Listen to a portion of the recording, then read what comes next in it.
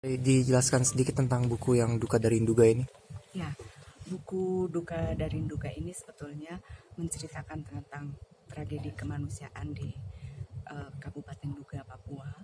Dan saya menghindari dalam penulisan buku ini menghindari tema-tema yang sangat keras diperdebatkan di Indonesia. Maka saya memilih pendekatan kemanusiaan untuk melihat permasalahan-permasalahan di Papua, bahwa korban kemanusiaan di Papua itu bukan hanya orang Papua, tapi juga kita semua, seluruh bangsa Indonesia sebetulnya juga merasakan kesedihan yang sama.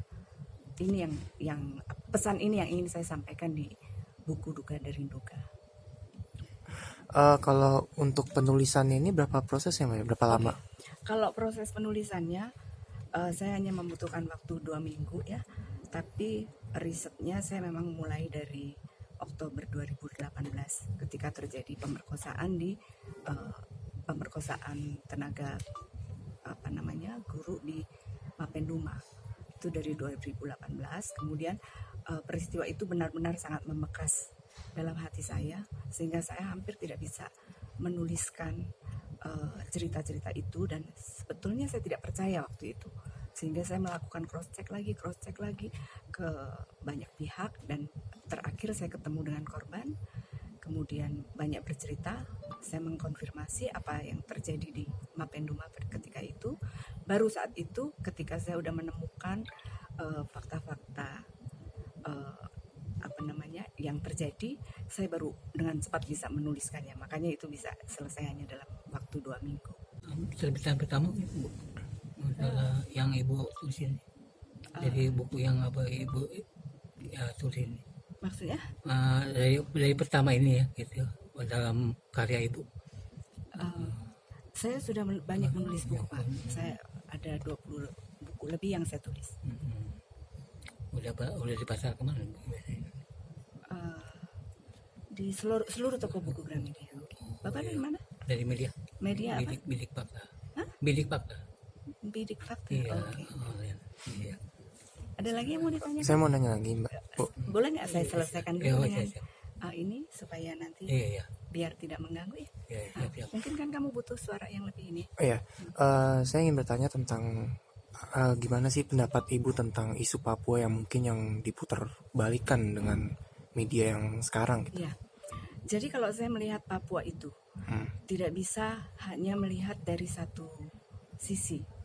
Misalnya dikatakan ada ribuan aparat datang ke Papua, TNI Polri datang ke Papua. Saya bukan juru bicara TNI Polri, tapi saya melihat memang tidak menemukan pergerakan pasukan sebesar itu. Misalnya itu ya. Jadi dalam banyak peristiwa informasi yang berkembang itu, kita memang harus melakukan recheck lagi. Itu juga yang terjadi ketika saya menemukan informasi bahwa ada seorang guru yang diperkosa dalam cerita ini. Makanya saya belum bisa percaya kalau saya belum bertemu dengan guru-guru itu.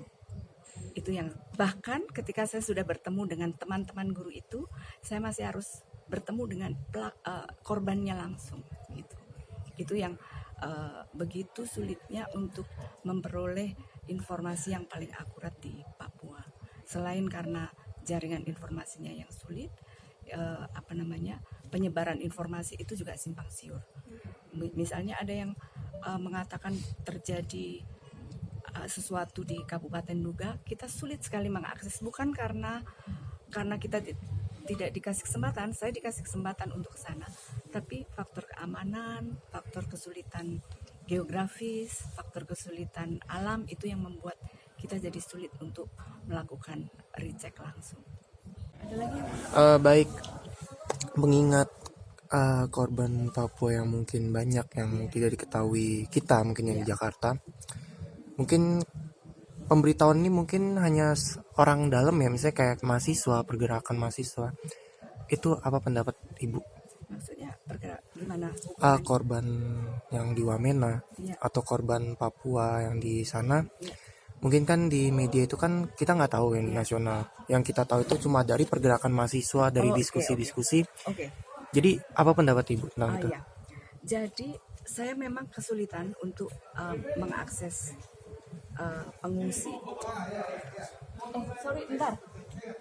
Jadi saya memang kesulitan mengakses pengungsi. Ketika itu saya 2 kali datang ke Wamena untuk bertemu dengan pengungsi.